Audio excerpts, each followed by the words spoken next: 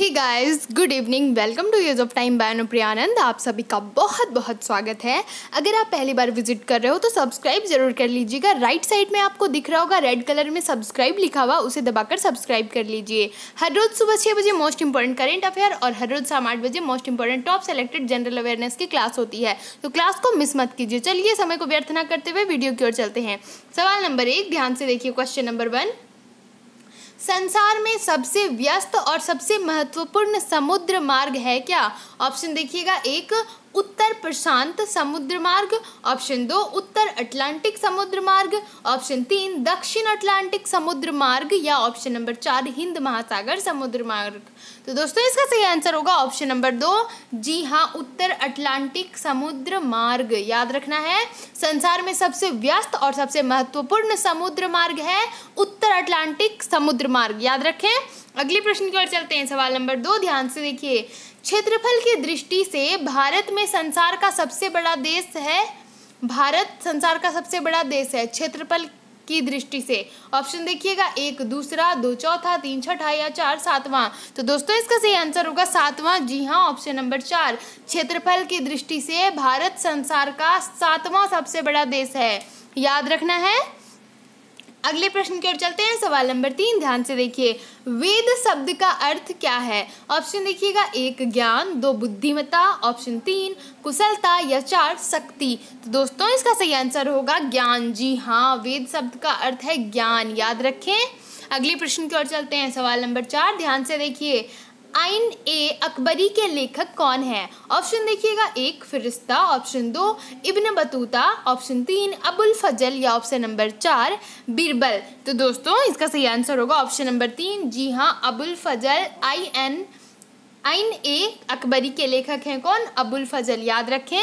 अगले प्रश्न की ओर चलते हैं। सवाल नंबर 5 ध्यान से देखिए। इसमें जो भी क्वेश्चंस होते हैं टॉप सेलेक्टेड क्वेश्चंस है। अगर आप किसी भी कॉम्पिटिटिव एग्जाम्स की तैयारी कर रहे हैं तो जरूर सब्सक्राइब कर लीजिए, अगर अभी तक आपने सब्सक्राइब नहीं किया है तो, क्योंकि इसके सारे क्वेश्चन टॉप होते हैं और सिलेक्टेड होते हैं। देखिए सवाल नंबर 5, विजयनगर के मध्यकालीन नगर को आजकल कहते हैं क्या? ऑप्शन देखिएगा, 1 चंद्रगिरी, ऑप्शन 2 हलेबिंदु, ऑप्शन 3 हम्पी या ऑप्शन नंबर 4 कोरडाबिडो। तो दोस्तों इसका सही आंसर होगा ऑप्शन नंबर 3। जी हाँ, हम्पी। विजयनगर के मध्यकालीन नगर को हम्पी कहते हैं आजकल। याद रखना है। अगले प्रश्न की ओर चलते हैं। सवाल नंबर 6 क्वेश्चन नंबर 6 ध्यान से देखिए। निम्नलिखित मुगल भवनों में से किसमें यह अनन्य विशेषता बताई जाती है कि वह लंबाई और चौड़ाई में बिल्कुल बराबर है? ऑप्शन देखिएगा, 1 आगरा का किला, ऑप्शन 2 लाल किला, ऑप्शन 3 ताजमहल या ऑप्शन नंबर 4 बुलंद दरवाजा। तो दोस्तों इसका सही आंसर होगा ऑप्शन नंबर 3। जी हाँ, ताजमहल। कहा गया है कि मुगल भवनों में से किसमें यह अन्य विशेषता पाई जाती है कि वह लंबाई और चौड़ाई दोनों में बराबर है। तो क्या होगा इसका सही आंसर? ताजमहल। याद रखना है। अगले प्रश्न की ओर चलते हैं। सवाल नंबर 7 ध्यान से देखिए। निम्नलिखित में से किसके पतन से फ्रेंच क्रांति का आरंभ हुआ? ऑप्शन देखिएगा, 1 बैसिटले, ऑप्शन 2 कम्यूज, ऑप्शन 3 जैकोबिन क्लब या ऑप्शन नंबर 4 पिलनीड्स। तो दोस्तों इसका सही आंसर होगा ऑप्शन नंबर 1। जी हाँ, बैसिटले। याद रखना है, इसके पतन से फ्रेंच क्रांति का आरंभ हुआ। अगले प्रश्न की ओर चलते हैं। सवाल नंबर 8 ध्यान से देखिए। ब्रह्म समाज के संस्थापक कौन थे? ऑप्शन देखिएगा, 1 स्वामी दयानंद सरस्वती, ऑप्शन 2 ईश्वर चंद विद्यासागर, ऑप्शन 3 राजा राम मोहन रॉय या ऑप्शन नंबर 4 स्वामी विवेकानंद। तो दोस्तों इसका सही आंसर होगा ऑप्शन नंबर 3। जी हाँ, राजा राम मोहन राय ब्रह्म समाज के संस्थापक थे, राजा राम मोहन राय। याद रखना है। अगले प्रश्न की ओर चलते हैं। सवाल नंबर 9 ध्यान से देखिए। अंग्रेजों ने निम्नलिखित स्थानों पर जिस क्रम में अपने व्यापार केंद्र स्थापित किए उनका सही कालानुक्रम है क्या? ऑप्शन कालानुक्रम क्या है? तो ऑप्शन देखिएगा, 1 कलकत्ता, बम्बई, मद्रास, सूरत, ऑप्शन 2 बम्बई, मद्रास, सूरत और कोलकाता या ऑप्शन नंबर 3 सूरत, मद्रास, बम्बई और कोलकाता या ऑप्शन नंबर 4 सूरत, मद्रास, कोलकाता और बम्बई। तो दोस्तों इसका सही आंसर होगा ऑप्शन नंबर 4। जी हाँ, सूरत, मद्रास, कोलकाता और बम्बई, यानी कि ऑप्शन नंबर 4 सही है। अंग्रेजों ने निम्नलिखित स्थानों पर जिस क्रम से अपने व्यापार केंद्र स्थापित किए उनकी सही कालानुक्रम है सूरत, मद्रास, और कोलकाता, फिर मुंबई। याद रखें। अगले प्रश्न की ओर चलते हैं। नंबर 10 ध्यान से देखिए। 1857 का विद्रोह किसने शुरू किया था? ऑप्शन देखिएगा, 1 सिपाहियों ने, 2 जमींदारों ने, 3 किसानों ने या 4 बागान कामगारों ने। तो दोस्तों इसका सही आंसर होगा ऑप्शन नंबर 1। जी हाँ, सिपाहियों ने 1857 का विद्रोह शुरू किया था। किसने? तो सिपाहियों ने। याद रखें। अगले प्रश्न की ओर चलते हैं। सवाल नंबर 11 ध्यान से देखिए। कांग्रेस छोड़ने के बाद 1939 में सुभाष चंद्र बोस ने अपनी अलग पार्टी बना ली, जिसका नाम क्या था? ऑप्शन देखिएगा, 1 socialist block, option 2 revolutionary socialist block, या ऑप्शन नंबर 3 फॉरवर्ड ब्लॉक, या option number 4 socialist Congress block. तो दोस्तों इसका सही आंसर होगा ऑप्शन नंबर 3। जी हाँ, फॉरवर्ड्स ब्लॉक। कहा गया है कि कांग्रेस छोड़ने के बाद 1939 में सुभाष चंद्र बोस ने अपनी अलग पार्टी बना ली थी और उसका नाम था फॉरवर्ड्स ब्लॉक। याद रखें।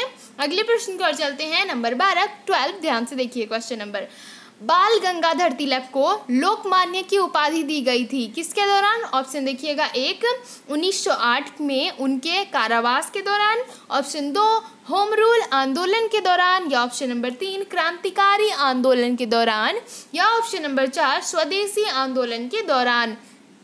तो दोस्तों इसका सही आंसर होगा ऑप्शन नंबर 2। जी हाँ, होम रूल आंदोलन के दौरान बाल गंगाधर तिलक को लोकमान्य की उपाधि दी गई थी, लोकमान्य की होम रूल आंदोलन के दौरान। अगले प्रश्न की ओर चलते हैं। सवाल नंबर 13 ध्यान से देखिए। करेंगे या मरेंगे, गांधी जी ने राष्ट्र को यह मंत्र किस जन आंदोलन के अवसर पर दिया था? ऑप्शन देखिएगा, 1 रोलेट सत्याग्रह, ऑप्शन 2 नमक सत्याग्रह, ऑप्शन 3 असहयोग आंदोलन, या ऑप्शन नंबर 4 भारत छोड़ो आंदोलन। तो दोस्तों इसका सही आंसर होगा असहयोग आंदोलन पर ये कहा गया था करेंगे या मरेंगे। महात्मा गांधी जी ने राष्ट्र को यह मंत्र किस जन आंदोलन पर अवसर किया था? तो असहयोग आंदोलन पर। याद रखें।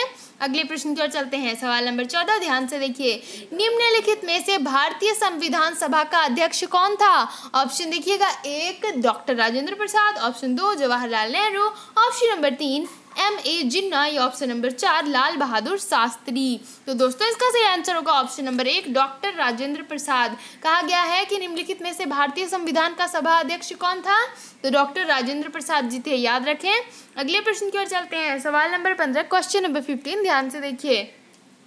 हमारे संविधान में निदेशक सिद्धांत क्या है? ऑप्शन देखिएगा, 1 कानूनी अदालतों द्वारा प्रवर्तनीय है, या ऑप्शन नंबर 2 अर्ध प्रवर्तनीय है, ऑप्शन नंबर 3 आंशिक रूप से अप्रवर्तनीय है, या ऑप्शन नंबर 4 कानूनी अदालतों द्वारा अप्रवर्तनीय है। तो दोस्तों इसका सही आंसर होगा ऑप्शन नंबर 4। जी हाँ, कानूनी अदालतों द्वारा अप्रवर्तनीय है। हमारे संविधान में निदेशक सिद्धांत कानूनी अदालतों द्वारा अप्रवर्तनीय है। याद रखें। अगले प्रश्न की ओर चलते हैं। सवाल नंबर 16 ध्यान से देखिए। CTBT व्यक्त करता है क्या? ऑप्शन देखिएगा, 1 सत्र नियंत्रण उपाय, ऑप्शन 2 मादक द्रव्य नियंत्रण उपाय, ऑप्शन 3 वित्तीय नियंत्रण उपाय, या ऑप्शन नंबर 4 व्यापार नियंत्रण और विनिमय। तो दोस्तों इसका सही आंसर होगा ऑप्शन नंबर 1। जी हाँ, सत्र नियंत्रण उपाय। याद रखें। अगले प्रश्न की ओर चलते हैं। सवाल नंबर 17 ध्यान से देखिए। अगर आप किसी भी कॉम्पिटिटिव एग्जाम्स की तैयारी कर अभी तक आपने सब्सक्राइब नहीं किया, सब्सक्राइब जरूर कर लीजिएगा। और अगर पिछले वीडियो को आप देखना चाहते हो तो आई बटन पे देख सकते हो। इससे पिछली वीडियो को और जनरल अवेयरनेस, करंट अफेयर या कोरोना से रिलेटेड वीडियो भी मैंने बना रखी है। लॉकडाउन 0.5 में क्या क्या लागू रहेगा 5.0 में, वो भी आपको दिख जाएगा। और भी बहुत सारे टॉप सेलेक्टेड क्वेश्चन की मैंने क्लास दे रखी है, आप देख सकते हो। देखिए सवाल नंबर 17। वर्ष 2000 में संसद द्वारा कानून पारित किए जाने के बाद मध्य प्रदेश से काटकर बनाए गए राज्य का नाम क्या है? ऑप्शन देखिएगा, वनांचल, ऑप्शन 2 छत्तीसगढ़, ऑप्शन 3 विदर्भ, या ऑप्शन नंबर 4 उत्तरांचल। तो दोस्तों इसका सही आंसर होगा ऑप्शन नंबर 2। जी हाँ, छत्तीसगढ़ इसका सही आंसर है। वर्ष 2000 में संसद द्वारा कानून पारित किए जाने के बाद मध्य प्रदेश से काटकर बनाए गए राज्य का नाम छत्तीसगढ़ है। याद रखें। अगले प्रश्न की ओर चलते हैं। सवाल नंबर 18 ध्यान से देखिए। द्वंद्वात्मक भौतिकवाद किस सिद्धांत के साथ जुड़ा हुआ है? ऑप्शन देखिएगा, 1 फेबिनियनवाद, ऑप्शन 2 साम्यवाद, ऑप्शन 2 उदारतावाद या ऑप्शन नंबर 4 व्यक्तिवाद। तो दोस्तों इसका सही आंसर होगा ऑप्शन नंबर 2, जी हाँ साम्यवाद। द्वंद्वात्मक भौतिकवाद किस सिद्धांत के साथ जुड़ा है? तो साम्यवाद के साथ, याद रखना है। अगले प्रश्न की ओर चलते हैं, सवाल नंबर 19, ध्यान से देखिए। किसी विधानमंडल के किसी सदस्य द्वारा प्रस्तुत प्रस्ताव को जनमहत्व का अविलंब मामला मानते हुए जो चर्चा की जाती है उसे क्या कहते हैं? ऑप्शन देखिएगा, 1 स्थगन प्रस्ताव, ऑप्शन 2 अविश्वास, ऑप्शन 3 कटौती प्रस्ताव या ऑप्शन नंबर 4 उपरोक्त में से कोई नहीं। तो दोस्तों इसका सही आंसर होगा ऑप्शन नंबर 1, जी हाँ स्थगन प्रस्ताव, याद रखें। अगले प्रश्न की ओर चलते हैं, सवाल नंबर 20, ध्यान से देखिए। निम्नलिखित में से किसकी स्थापना BR अम्बेडकर द्वारा की गई थी? ऑप्शन देखिएगा, 1 स्वराज पार्टी, ऑप्शन 2 समाज समता party, option number 3 Akhil Bharatiya अनुसूचित जाति परिसंघ, ऑप्शन 4 स्वतंत्र श्रमिक दल। तो दोस्तों इसका सही आंसर होगा ऑप्शन नंबर 3, जी हाँ अखिल भारतीय अनुसूचित जाति परिसंघ, याद रखना है ऑप्शन नंबर 3 इसका सही आंसर है। कहा गया कि निम्नलिखित में से किसकी स्थापना BR अम्बेडकर द्वारा की गई थी? तो अखिल भारतीय अनुसूचित जाति परिसंघ, याद रखें। अगले प्रश्न की ओर चलते हैं, सवाल नंबर 21, ध्यान से देखिए सवाल नंबर 21 क्या कहता है? भारत में किसकी स्वीकृति के बिना कोई भी सरकारी खर्चा नहीं किया जा सकता? ऑप्शन देखिएगा, 1 संसद, 2 प्रधानमंत्री, 3 राष्ट्रपति या 4 उच्चतम न्यायालय। तो दोस्तों इसका सही आंसर होगा ऑप्शन नंबर 3, जी हाँ राष्ट्रपति, इसका सही आंसर है। भारत में किसकी स्वीकृति के बिना कोई भी सरकारी खर्चा नहीं किया जा सकता? तो राष्ट्रपति की स्वीकृति के बिना, याद रखें। अगले प्रश्न की ओर चलते हैं, सवाल नंबर 22, ध्यान से देखिए। निम्नलिखित में से कौन सा एक देश संयुक्त राष्ट्र सुरक्षा परिषद का अस्थायी सदस्य नहीं है? ऑप्शन देखिएगा, 1 फ्रांस, 2 जर्मनी, 3 रूस या 4 संयुक्त राज्य अमेरिका। तो दोस्तों इसका सही आंसर होगा ऑप्शन नंबर 2, जी हाँ जर्मनी, इसका सही आंसर है। चलिए अगले प्रश्न की ओर चलते हैं, सवाल नंबर 23, ध्यान से देखिए। लोकसभा अथवा विधानसभा के किसी चुनाव प्रत्याशी की जमानत राशि कब जब्त कर ली जाती है? ऑप्शन देखिएगा, 1 जब वह चुनाव जीतने में असफल हो जाता है, ऑप्शन 2 जब वह कुल मतदान के मत भी प्राप्त 1/4 नहीं कर पाता, ऑप्शन 3 जब वह कुल मतदान के मत भी प्राप्त 1/5 भी नहीं कर पाता, या ऑप्शन नंबर 4 जब वह कुल मतदान के मत प्राप्त 1/6 भी नहीं कर पाता। तो दोस्तों इसका सही आंसर होगा ऑप्शन नंबर 4, जी हाँ जब वह कुल मतदान के मत भी प्राप्त नहीं कर पाता। कितना? 1/6, याद रखें। अगले प्रश्न की ओर चलते हैं, सवाल नंबर 24, ध्यान से देखिए सवाल नंबर 24 क्या कहता है? संघ लोक सेवा आयोग के सदस्य के पद का कार्यकाल होता है क्या? ऑप्शन देखिएगा, 1 3 वर्ष या 58 वर्ष की आयु प्राप्त करने तक, ऑप्शन नंबर 2 5 वर्ष या 60 वर्ष की आयु प्राप्त करने तक, या ऑप्शन नंबर 3 6 वर्ष या 65 वर्ष की आयु प्राप्त करने तक, या ऑप्शन नंबर 4 6 वर्ष। तो दोस्तों इसका सही आंसर होगा ऑप्शन नंबर 3, जी हाँ 6 वर्ष या 65 वर्ष की आयु प्राप्त करने तक। कहा गया है कि संघ लोक सेवा आयोग के सदस्यों के पद का कार्यकाल क्या होता है? तो 6 वर्ष या 65 वर्ष की आयु प्राप्त करने तक होता है, याद रखें। अगले प्रश्न की ओर चलते हैं, सवाल नंबर 25, ध्यान से देखिए। दल रहित लोकतंत्र के पक्ष में कौन था? ऑप्शन देखिएगा, 1 जयप्रकाश नारायण, ऑप्शन 2 भूपेंद्र नाथ दत्त, ऑप्शन 3 MN रॉय, या ऑप्शन नंबर 4 जवाहरलाल नेहरू। तो दोस्तों इसका सही आंसर होगा ऑप्शन नंबर 1, जी हाँ जयप्रकाश नारायण दल रहित लोकतंत्र के पक्ष में थे। कौन? तो जयप्रकाश नारायण, याद रखें। अगले प्रश्न की ओर चलते हैं, नंबर 26, ध्यान से देखिए। अगर आप कोरोना से रिलेटेड वीडियो देखना चाहते हैं जो कि वेंटिलेटर से रिलेटेड है और फिर हंता वायरस से भी रिलेटेड मैंने वीडियो बना रखी है, कोरोना के लिए 2 दवाई ट्रायल के लिए दे दी गई है, उससे रिलेटेड मैंने वीडियो बना रखी है, तो आप वो जाकर देख सकते हैं। मैंने वंदे भारत मिशन के बारे में भी वीडियो बना रखी है और मैंने इसरो के बारे में भी वीडियो बना रखी है। आप वो सारा मेरे चैनल में जाकर देख सकते हो और इसी जस्ट पिछले वीडियो को आप मेरे चैनल पर देख सकते हो। डेली के टॉप करंट अफेयर्स और डेली के जनरल अवेयरनेस, हर रोज सुबह 6 बजे करंट अफेयर और हर रोज शाम 8 बजे जनरल अवेयरनेस की क्लास होती है। क्लास को मिस मत कीजिए। किसी भी एग्जाम्स की तैयारी कर रहे हैं तो क्लास को मिस मत कीजिए, डेली की क्लास लीजिए और डेली टॉप सेलेक्टेड क्वेश्चंस होते हैं क्लास में। तो देखिए सवाल नंबर 26, भारतीय संविधान के अधिकांश उपबंधों का संशोधन किया जा सकता है। ऑप्शन देखिएगा, एक राज्य विधानसभाओं द्वारा एक साथ मिलकर, ऑप्शन 2 अकेली संसद द्वारा, ऑप्शन 3 संसद और राज्य विधानसभाओं के संयुक्त अनुमोदन द्वारा, या ऑप्शन नंबर 4 आधे राज्यों द्वारा संपुष्टि किए जाने पर। तो दोस्तों इसका सही आंसर होगा ऑप्शन नंबर 2, जी हाँ, अकेली संसद द्वारा। भारतीय संविधान के अधिकांश उपबंधों का संशोधन किया जा सकता है अकेली संसद द्वारा। अगले प्रश्न की ओर चलते हैं, नंबर 27, ध्यान से देखिए। परिमाण मूलक सुलाभ का अर्थ क्या है? ऑप्शन देखिएगा, एक उत्पादन की इकाई लागत में कमी, ऑप्शन 2 वितरण की इकाई लागत में कमी, ऑप्शन 3 उत्पादन की कुल लागत में कमी, या ऑप्शन नंबर 4 वितरण की कुल लागत में कमी।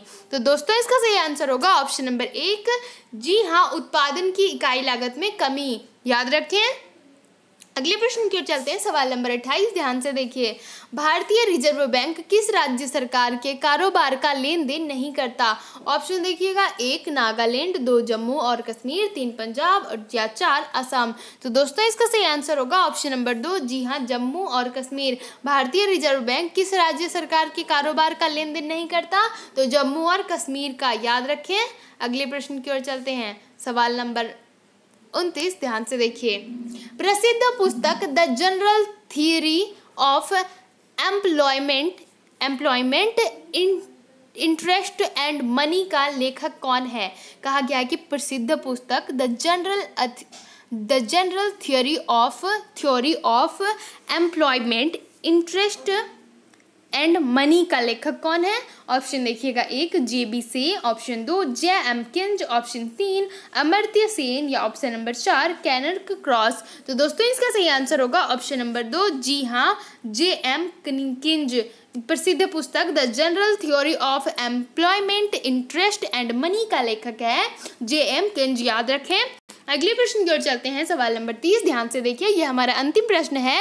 वीडियो अच्छा लगा हो तो लाइक जरूर कर दीजिएगा, कैसा लगा कमेंट करके मुझे बताइएगा, लाइक जरूर कर दीजिएगा प्लीज़। एंड मोस्ट इंपॉर्टेंट, ध्यान से सुनिए, ये वीडियो को अपने दोस्तों के साथ शेयर कीजिएगा जरूर। खास करके जो लोग कॉम्पिटिटिव एग्जाम्स की तैयारी कर रहे हैं उन तक ये वीडियो ज़रूर पहुँचा दीजिए, क्योंकि ये सारे टॉप सेलेक्टेड क्वेश्चन हैं। मैं आपको बार बार कह रही हूँ, क्योंकि ये टॉप सेलेक्टेड क्वेश्चन वाकई में है, इसलिए ध्यान से पढ़िए और शेयर जरूर कर दीजिएगा। देखिए हमारा अंतिम प्रश्न क्या है। भारत में लघु उद्योग की परिभाषा आधारित है। ऑप्शन देखिएगा, 1 यूनिट द्वारा बिक्री पर, ऑप्शन 2 मशीनों और उपकरणों में निवेश पर, ऑप्शन 3 बाजार में व्याप्ति पर, ऑप्शन 4 निर्यात क्षमता पर। तो दोस्तों इसका सही आंसर होगा ऑप्शन नंबर 2 मशीनों और उपकरणों में निवेश पर। याद रखें। कैसा लगा वीडियो कमेंट करके जरूर बताइएगा। Thank you friends, thanks for watching my video.